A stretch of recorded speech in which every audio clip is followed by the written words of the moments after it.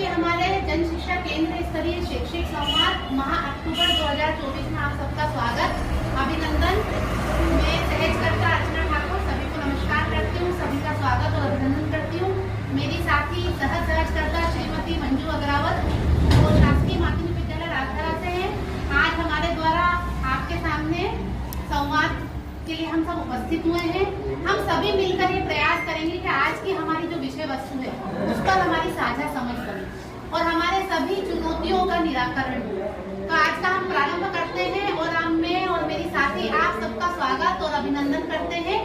और ये निश्चय ही हम आज के संवाद में किसी भी विषय वस्तु पर अच्छी समझ बनाएंगे, इसी उद्देश्य के साथ हम आज का प्रारंभ करेंगे। हम परिचय से प्रारंभ करेंगे। तो आपको परिचय है, अपने नाम, अपनी संस्था और आप शिक्षक क्यों बने, उसका एक लाइन में उत्तर देना है, एक लाइन में कि आप शिक्षक क्यों बने। तो मैं स्टार्ट हमको सुनाएंगे। संगीता ठाकुर, शासकीय माध्यमिक विद्यालय रघुनाथ दोदा। आप शिक्षक क्यों बने, एक लाइन में अपनी रुचि किस कारण से बने। बच्चों को पढ़ाने के लिए। बच्चों को पढ़ाने के लिए। चलिए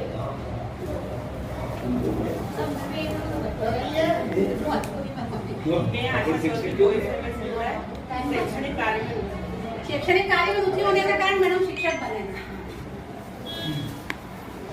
मैं सपना भगत, शासकीय प्राथमिक विद्यालय सदस्य और बच्चों को पढ़ाने के लिए।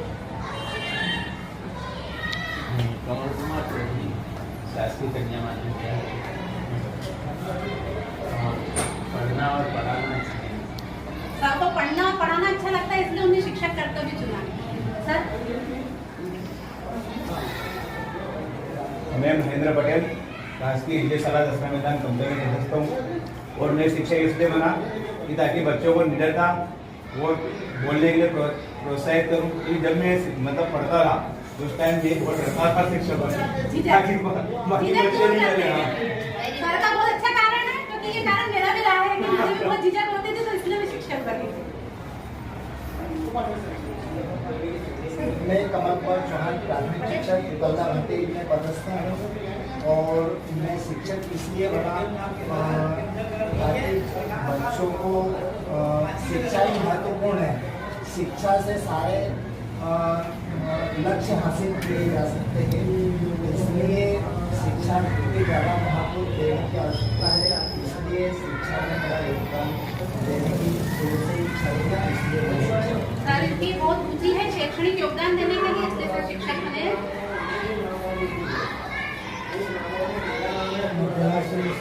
शासकीय प्राथमिक विद्यालय में अगर पढ़ाई इसलिए शिक्षक बना बच्चों का सर्वांगीण विकास कर सके।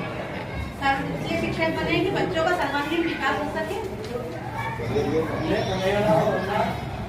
शासकीय प्राथमिक शाला बीटीएस शिक्षक कोई शिक्षक तो मैं भी शिक्षक हूँ। मतलब आप एक शिक्षक की प्रेरणा लेकर शिक्षक लेकर। अब राकेश सर बोलेंगे। मैं राकेश्वर शासकीय प्राथमिक विद्यालय कंकर। आपका परिचय संस्थान शिक्षक क्यों बने? शिक्षक कौन बने? मेरा नाम रंजीत सिंह रतोदिया, सहायक शिक्षक कन्या माध्यमिक विद्यालय कंकर और मैं शिक्षक इसलिए बना कि बच्चों के हित में काम करेंगे। बच्चों के हित में काम करने के लिए सर ने शिक्षक के पद का चुनाव करा है। मैं अर्चना ठाकुर, शासकीय कन्या माध्यमिक विद्यालय पिवरार। मैं मेरे पिता की प्रेरणा से शिक्षक बनी, क्योंकि वो पहले से शिक्षक थे और उनको शिक्षक ही काम करते थे। मुझे उसमें बहुत अच्छी रुचि पैदा हुई, इसलिए मैंने अपना ये शिक्षक की कर्तव्य चुना। अब मेरी साथी अपना परिचय देंगी। हाँ सर। मैं मंजू अग्रावत, प्राथमिक शिक्षक, शासकीय माध्यमिक विद्यालय राजधरा और मैं शिक्षक इसलिए बनी क्योंकि मेरे पापा भी एक टीचर ही थे और उनको प्रेरणा देकर मैं टीचर बनी और मुझे शैक्षणिक कार्य पढ़ाना और पढ़ना और अच्छा रुचि थी मेरी और इसलिए मैं शिक्षक बनी। तो इस प्रकार हमारा परिचय का हमारे सर आए हैं, सर अपना परिचय देंगे। सर नाम, संस्था का नाम और शिक्षक क्यों बने। मेरा नाम ये जो शैक्षणिक संवाद हो रहा है ये किसी उद्देश्य को लेकर हो रहा है।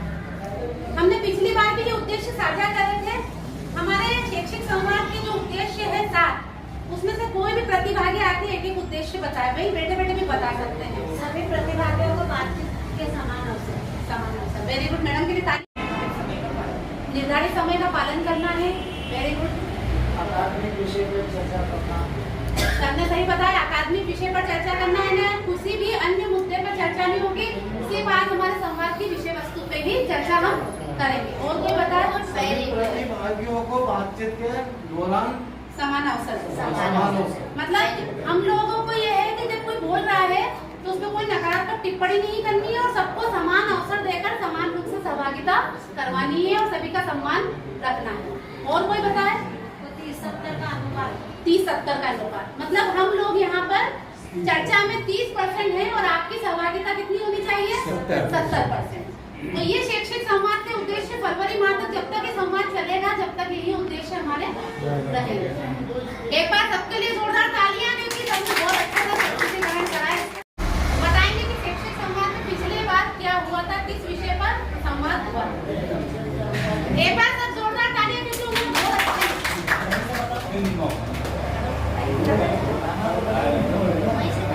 वही तो बैठे हो गई सब। नमस्कार, स्वागत। सर, जो पिछले शैक्षिक संवाद में हमारा टॉपिक था उसका प्रस्तुतिकरण दे रहे हैं, वो हमारी पुनरावृत्ति होगी, उसके बाद हमारा संवाद चालू होगा। दिनांक 28/9/24 पिछला जो शैक्षिक संवाद था उसमें जन शिक्षा केंद्र पटेल का आयोजन किया गया, जिसमें अपने बहु शिक्षण कक्षा शिक्षण में शिक्षक संदर्शिका एवं अभ्यास पुस्तिका किस प्रकार शिक्षण में सहायता करती है, इस विषय पर चर्चा की गई। और इसमें साक्षरता के 8 घटक है, उस पर चर्चा की गई। जोड़ना और तोड़ना गतिविधि पर चर्चा की गई। किसी भी वर्ण की प्रथम ध्वनि की पहचान कर हाथ ऊपर करना और हाथ सामने करना गतिविधि के माध्यम से समझाया गया। कलर कोडिंग के बारे में चर्चा की गई। हरा कलर कक्षा 1 एवं 2 दोनों के लिए है, लाल रंग कक्षा 1 के लिए है और नीला रंग कक्षा 2 के लिए है। CCTA पर चर्चा की गई। अंत में गूगल शीट भरवाई गई और अपने विद्यालय में जो आज शैक्षिक संवाद से सीखा गया उसको बच्चों पर गतिविधि के माध्यम से सिखाना और बच्चों का सर्वांगीण विकास करना और मेहनत करके उन बच्चों को आगे बढ़ाना। बहुत बढ़िया। सर के लिए एक बार जोरदार ताली बजाइए, क्योंकि हमने बहुत अच्छा लिखा भी और समझा भी था। तो हमें ये मालूम है कि ये हमारा पिछले महीने का संवाद था कि शिक्षक संदर्शिका और अभ्यास पुस्तिका हमारी किस प्रकार सहायता करती है। उसमें कलर के बारे में बताया गया था, पाठ योजना के बारे में बताया गया था, घटकों के बारे में चर्चा हुई थी। शॉर्टकट में आप लोगों को 3-4 पॉइंट याद रखिए। ये सितंबर 28 सितंबर 2024। आज 19 अक्टूबर 2024 के संवाद का प्रारंभ होगा। आज के संवाद की विषय वस्तु है आवधिक आकलन। जो किससे आप क्या समझते हैं, आज के संवाद की जो विषय वस्तु है वो मैं आपके साथ साझा कर रही हूँ। आवधिक आकलन की अवधारणा, उसके महत्व और उसकी प्रैक्टिस पर चर्चा। किन किन विषयों में होता है, पहली दूसरी में? ठीक है। आवधिक आकलन के तरीके कितने हैं? मौखिक और लिखित। मौखिक और क्या सभी में मौखिक और लिखित होता है? गणित में क्या होगा? और भाषा में क्या होगा? ठीक है। अब अपन अगर आवधिक आकलन में आए तो क्या पूरे वर्ष भर एक ही बार आकलन होता है? नहीं, 3 बार होता है। उसके अलावा कितने आकलन होते हैं? पहला आकलन कौन सा होता है जो हम दैनिक दिनचर्या में करते, वो आकलन कौन सा? साप्ताहिक। मैडम ने सही बोला है, साप्ताहिक आकलन। साप्ताहिक की पहले सतत आकलन होता है। सतत आकलन किस रूप में करना है हम बच्चों? वर्क बुक चेक करके कर रहे हैं। और कोई? यूट्यूब। मैडम ने सही बोला है, यूट्यूब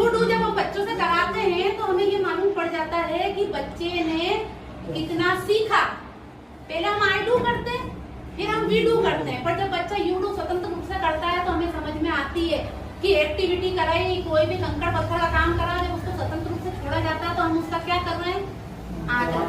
एक आकलन और होता है स्पॉट असेसमेंट, जो हमारे जनशिक्षक महोदय या हमारे सीएससी पीएससी महोदय या एपीसी महोदय अभी जो कर रहे हैं मोबाइल वाली पर, वो मोबाइल पे होता है स्पॉट असेसमेंट, जिसमें पीछे से बैठ के हमें ऑब्जर्व किया जाता है, फिर बच्चे की टेस्ट ली जाती है। इसके अलावा भी एक आकलन हो रहा है।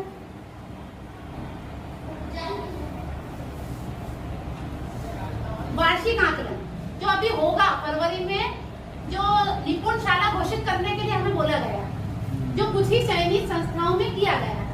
तो हमारे आकलन में सबसे पहले होता है हमारा यूट्यूब वाला आकलन, साप्ताहिक आकलन, स्पॉट असेसमेंट, और उसके बाद में वार्षिक आकलन और हमारा आवधिक आकलन। इतने प्रकार के आकलनों से घिरे हम लोग। इसलिए हमें शुरुआत से लेके, ऐसा तो हम बच्चे का पर मिनट आकलन कर रहे हैं, पर सेकंड आकलन कर रहे हैं। प्रार्थना से लेके शाम को 4 बजे तक जब तक बच्चा बैठता हम उसका क्या करते हैं?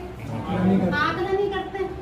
कौन सा बच्चा अच्छे कपड़े पहन के आया, कौन सा साफ सुथरा आया, किसके नाखून कटे, कौन गंदा आया, किसने आज पढ़ाई करी, किसने मस्ती करी, किसने एक्टिविटी में भाग लिया, किसने वर्कबुक भरी, ये क्या है सब? आकलन ही।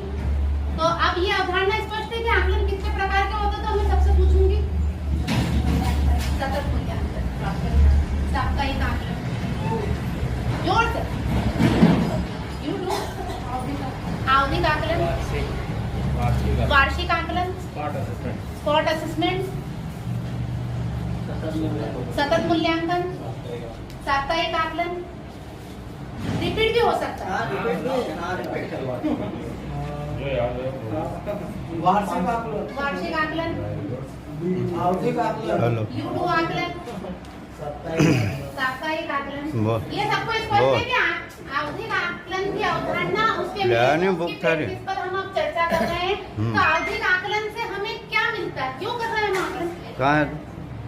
आकलन हो क्यों रहा है, हमें इतना सब क्यों करना पड़ रहा है? आवधिक आकलन बच्चों ने क्या सीखा वो जानने के लिए हमें आकलन तो करना ही पड़ेगा, नहीं तो हमें आगे की पाठ। ये प्रश्न आप ही लोगों के लिए, आवधिक आकलन विद्यार्थियों को किस प्रकार लाभ पहुंचा सकता है, हम क्यों करते हैं आवधिक आकलन? आप जो बोलेंगे तो वही लिखते जाऊंगी। बच्चों की यथास्थिति देखने के लिए, समझने के लिए, बच्चों की यथास्थिति देखने और समझने के लिए, बच्चों की वास्तविक स्थिति जानने, ये ज्ञान की परख, ज्ञान की परख, बच्चों को कितना आता है, अब आगे कितना आता है, सर्वांगीण विकास। तो इसमें सभी आ गया ना वास्तविक स्थिति में स्वर्णिम बच्चों के सीखने के स्तर का पता लगा। ये लोग का ज्ञान हो जाएगा। अच्छा, बच्चों को मालूम पड़ेगा कि अपना भी कुछ मालूम पड़ेगा? क्या पढ़ाया सही बात।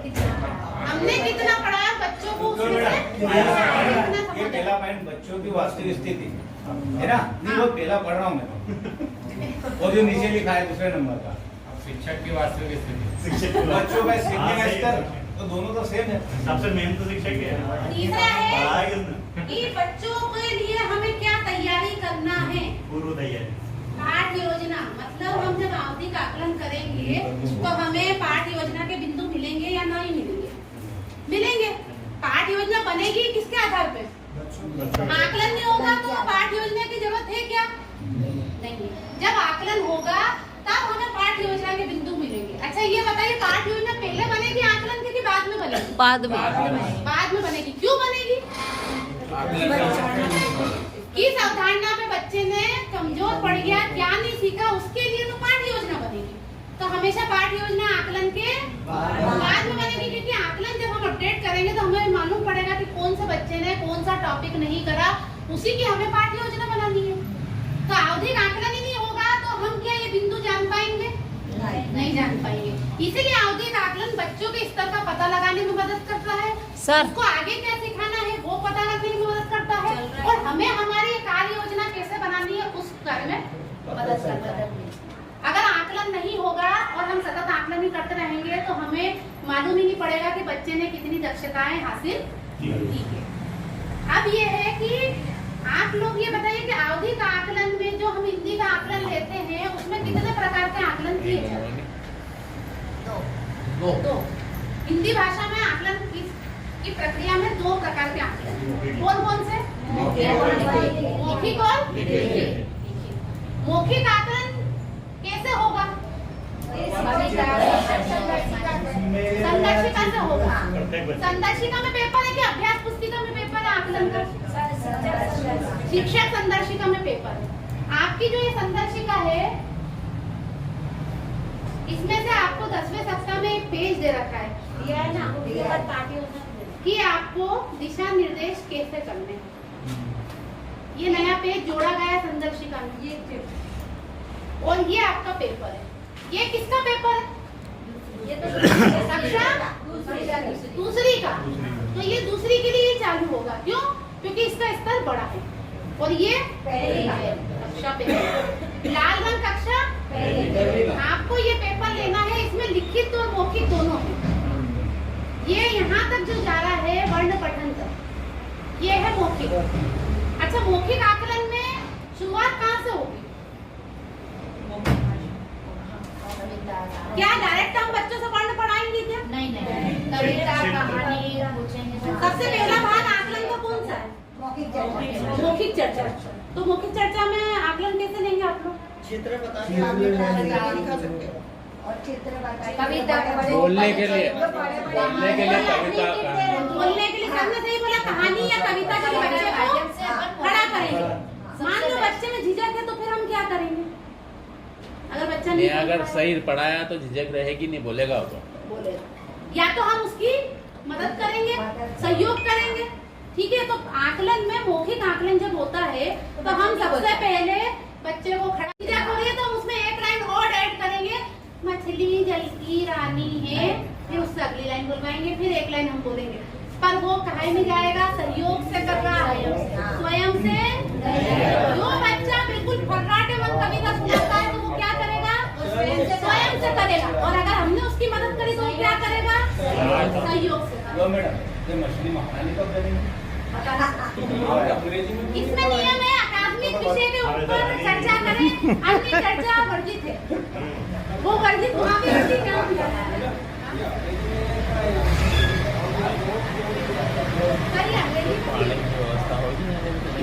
इसके पेपर पड़ी इसके पेपर आपको हिंदी का पेपर आपको संदर्शिका में मिलेगा। गणित और अंग्रेजी है ना, दोनों साथ में चलते हैं। उसके पेपर आपको अभ्यास पुस्तिका में सबसे पीछे। अब हम आते हैं कि आप अपने विद्यालय में आकलन कब कब करते हैं? एक लाइन में जवाब नहीं। आकलन, आवधिक आकलन कब कब होता है? एक बार जोर से 10, 20 और 3 प्रकार के आकलन 3 निर्धारित है, वो तभी किए जाएंगे। ठीक है, अब इन कक्षाओं में साक्षरता आधारित आकलन कैसे किए जाते हैं तो अभी हमने चर्चा करी कि पहले क्या होगा? मौखिक आकलन। मौखिक आकलन के भी 3-4 भाग है। पहले कहानी कविता पे चर्चा, दूसरा हाँ जोर से ध्वनि जागरूकता में कौन कौन सी गतिविधि होती है?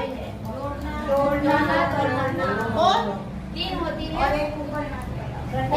तो मैडम आगे सर पे बताएंगी कि ऊपर हाथ वाली कैसे होगी। सरोज मैडम के लिए एक बार जोरदार ताली।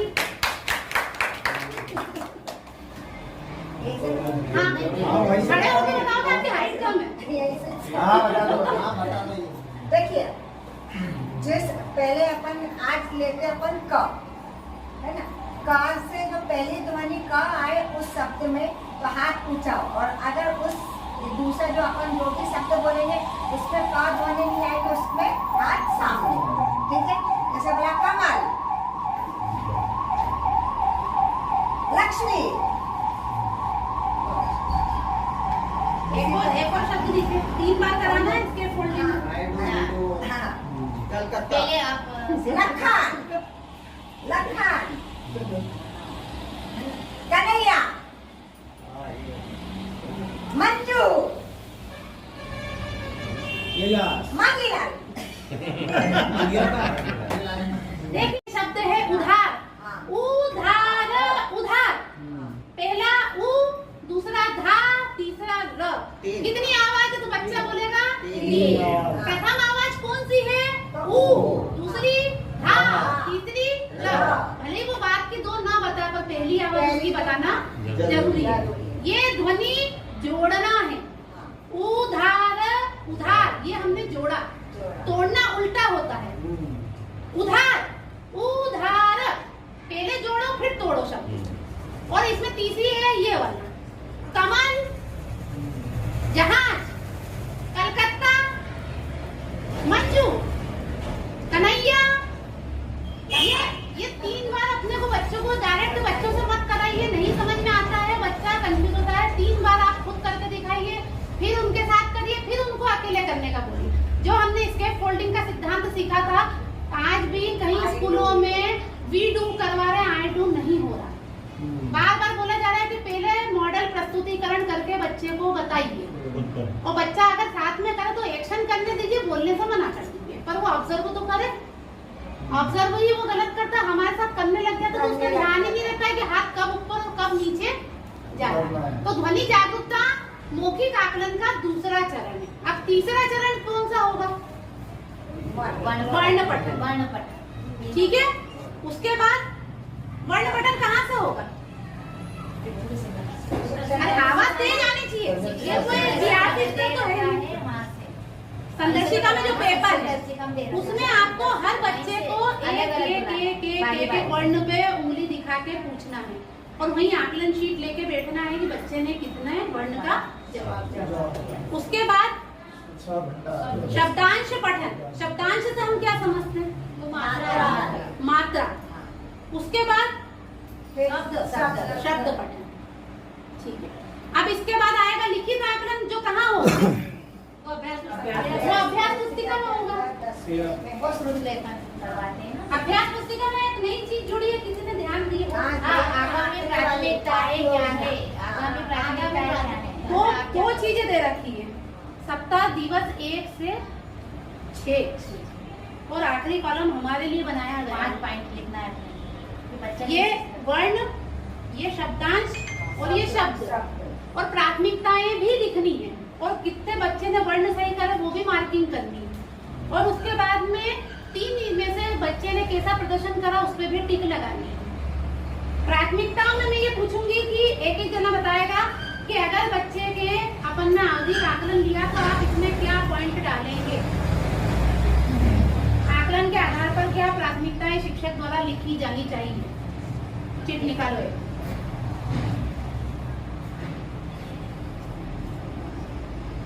इस चिट में नाम आया है सपना भगत मैडम। चलो ताली बजाइए सब सपना मैडम के लिए। अब मैडम बताएंगे कि आकलन चेक करने के बाद में मैडम इसमें क्या प्राथमिकता तय करेगी बच्चे के लिए? इसमें ये प्राथमिकता तय करेगी कि बच्चे को वर्ण, मतलब कौन सा वर्ण नहीं आया है, कौन सा शब्दांश नहीं आया, कौन सा शब्द नहीं आया, उस पर क्या कार्य योजना बनाए और नए, और कैसे क्या गतिविधि कराएं कि बच्चों को ये सब ठीक है।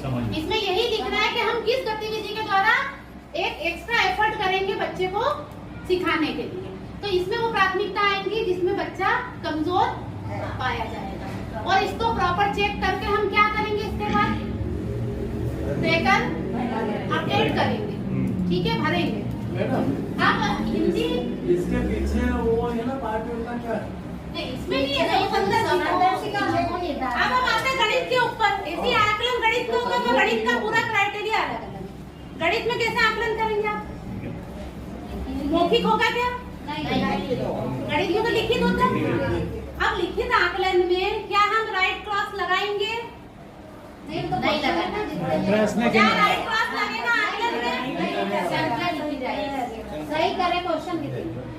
हम आकलन में सबसे पहले, अब मैं किसी एक को बुलाऊंगी, चीट निकालो और इसको उलट पलट कर दूंगी। कोई एक व्यक्ति आके बताएगा कि वो अपनी संस्था में आकलन कैसे करता है गणित का। कमल चौहान सर। हाँ हाँ। गणित शब्द है उधार। उधार उधार, पहला उ, दूसरा धा, तीसरा र। कितनी आवाज है तो बच्चा बोलेगा? 3। प्रथम आवाज कौन सी है? उ, दूसरी धा, तीसरी र। भले वो बात की 2 ना बता, पर पहली आवाज उसकी बताना जरूरी है। ये ध्वनि जोड़ना है। उधार उधार ये हमने जोड़ा, तोड़ना उल्टा होता है। उधार उधार तीसरी है ये वाला, कमल, जहाज, कलकत्ता, मंजू, कन्हैया। ये 3 बार अपने को बच्चों को डायरेक्ट बच्चों से मत कराइए, नहीं समझ में आता है, बच्चा कंफ्यूज होता है। 3 बार आप खुद करके दिखाइए, फिर उनके साथ करिए, फिर उनको अकेले करने का बोलिए। जो हमने स्केप फोल्डिंग का सिद्धांत सीखा था, आज भी कहीं स्कूलों में वी डू करवा रहे हैं, आई डू नहीं हो रहा। बार बार बोला जा रहा है कि पहले मॉडल प्रस्तुतिकरण करके बच्चे को बताइए, और बच्चा अगर साथ में करे तो एक्शन करने दीजिए, बोलने से मना कर दीजिए, पर वो ऑब्जर्व तो करे।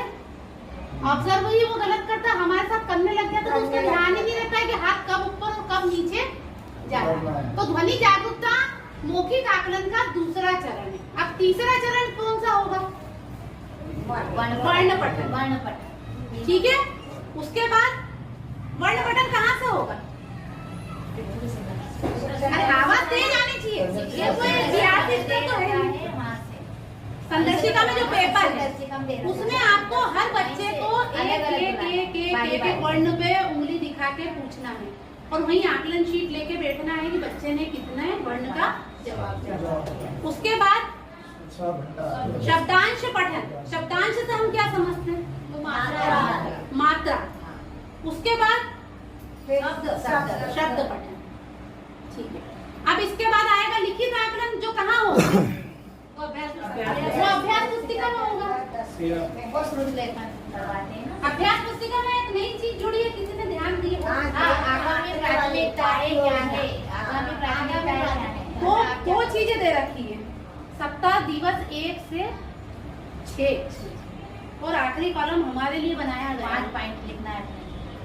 ये वर्ण, ये शब्दांश और ये शब्द, और प्राथमिकताएं भी लिखनी है, और कितने बच्चे ने वर्ण सही करा वो भी मार्किंग करनी है। और उसके बाद में 3 में से बच्चे ने कैसा प्रदर्शन करा उस पर भी टिक लगानी है। प्राथमिकताओं में मैं ये पूछूंगी कि एक जना बताएगा कि अगर बच्चे के अपन ने आवधिक आकलन लिया तो आप इसमें क्या पॉइंट डालेंगे, आकलन के आधार पर क्या प्राथमिकताएं शिक्षक द्वारा लिखी जानी चाहिए। चिट निकालो।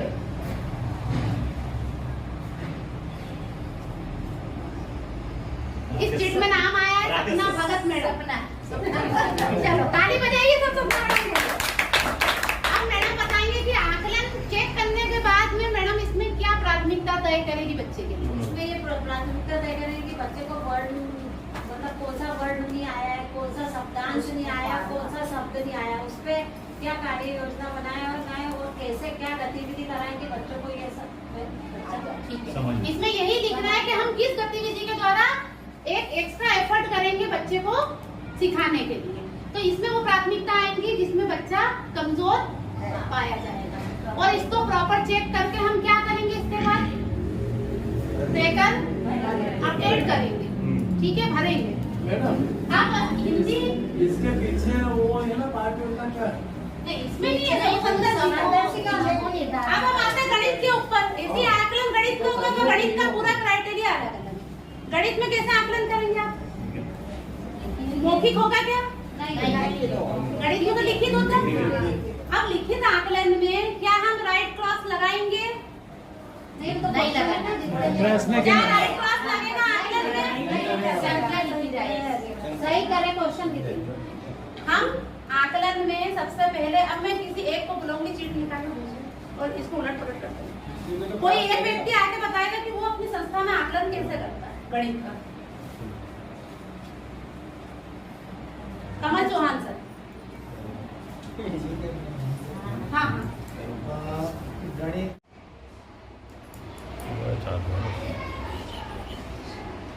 शिक्षक को जानकारी प्राप्त होती है बच्चे के बारे में।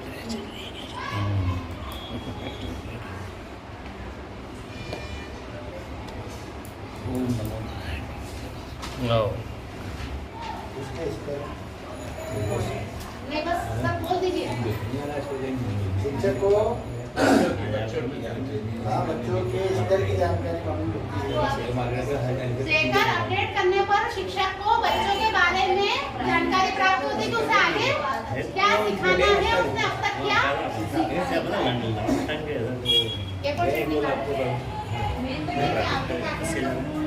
अजी वो तुला ते अवधी आगे देखना अपडेट करना पार्ट योजना बना सर एक्सप्लेन करना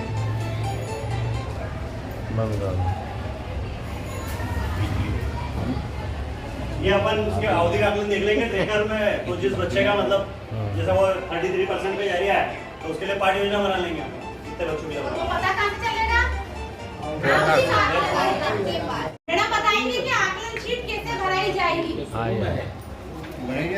पट्टी लगाना सब ध्यान दो सर पहले क्या करेंगे पहले कॉलम में पहले कॉलम में क्रमांक बच्चे का नाम लिखेंगे, ठीक है फिर प्रवेश पंजी क्रमांक लिखेंगे, फिर माता पिता का नाम लिखेंगे, फिर क्या आया है मौखिक भाषा विकास चित्रों पर बातचीत करेंगे, है ना। फिर उसमें क्या लिखा है, कुछ नहीं बोला बोली, जैसे मौखिक भाषा पे चर्चा करेंगे अपन।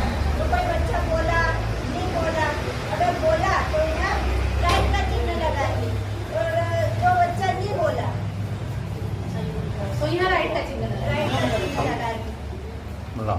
और तीसरे कॉलम में भी तीसरे कॉलम में पूरे वाक्य में और चित्रों से जुड़ा हुआ, जो बच्चा चित्र में अगर बता दिया तो उसमें तो तीनों में से अगर एक बच्चा शब्द बोल दिया है तो उसमें सिर्फ एक ही चिन्ह लगाना है।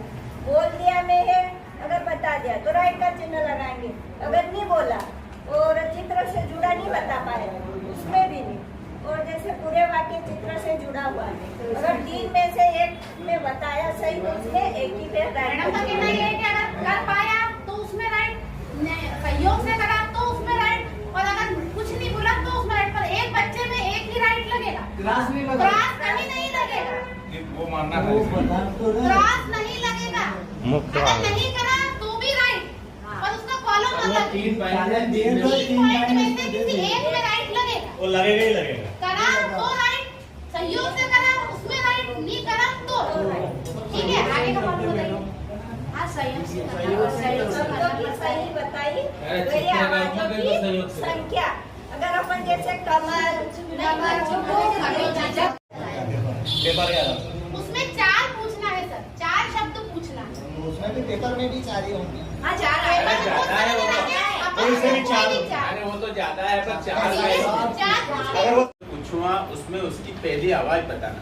ठीक जैसे कमल, तो कमल में किसकी आवाज है पहली? क। ये पहली वालों से पूछना है, अच्छा। और दूसरी वालों से यही कमल में इसमें कितनी आवाज आई? ये दूसरी का ये है ना सर, ये दूसरी के लिए, ये दूसरी ये का तो तीसरा सप्ताह आ गया इसमें 10वां सप्ताह। ये पड़ेगा तो दूसरी का क्योंकि मैंने टेस्ट ले ली। जैसे सर ने बताया, सर के लिए जोरदार ताली बजाइए।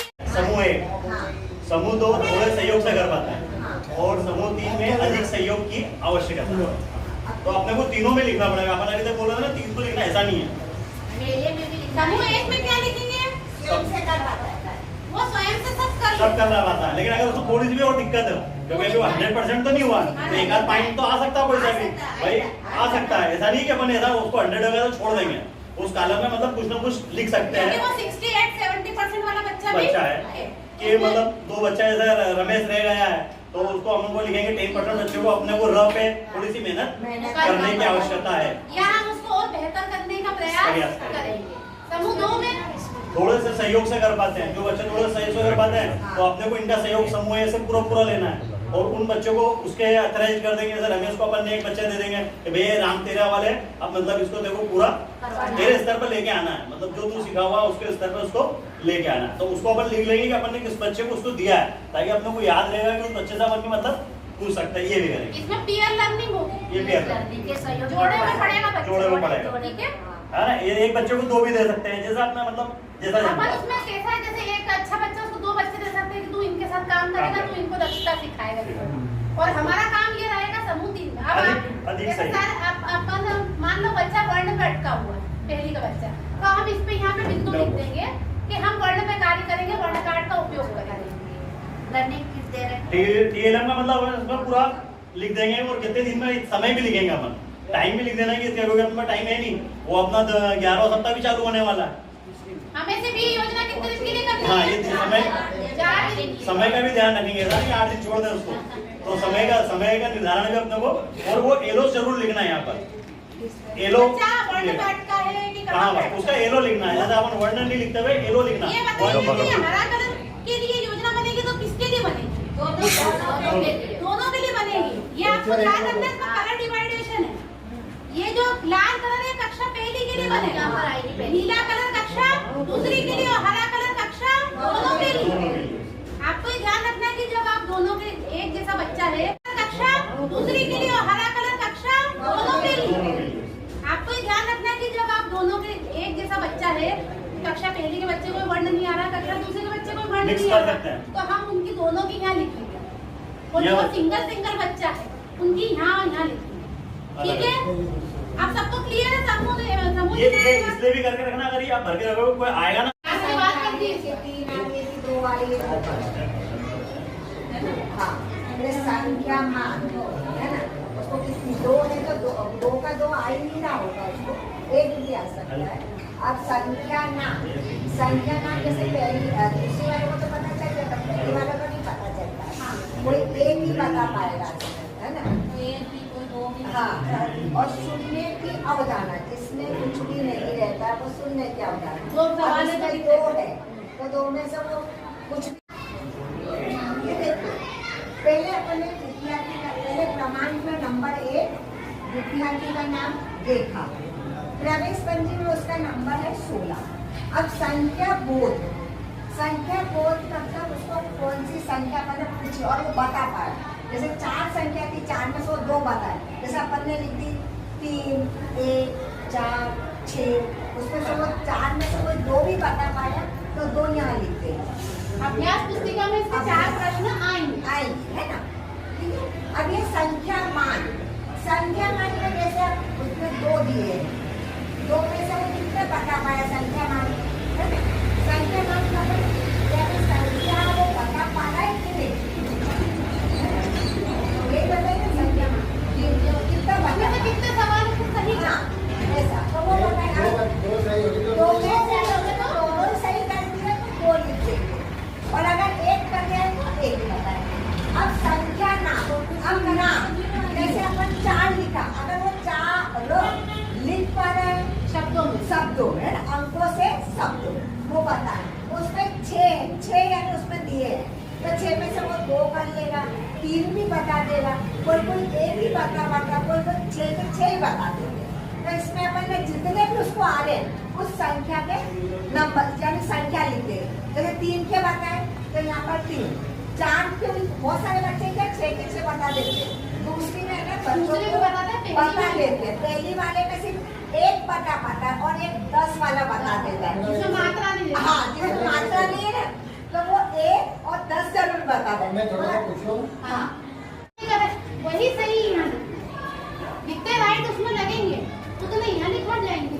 4 प्रश्न दिए संख्या बोध के, तो उसने 4 में से 2 सही करे तो 2 लिख दिए, 4 सही कर दिए 4 लिख दिए, 4 संख्या लिख दी यहाँ। ठीक है, हो गया। फिर सुनने की अवधारणा। अब सुनने की अवधारणा ने अपन ने ऐसा बताया जैसे गमले लिए, एक गमले में पौधा है, एक गमले में कुछ भी नहीं है, एक गमले में 2 पौधे हैं।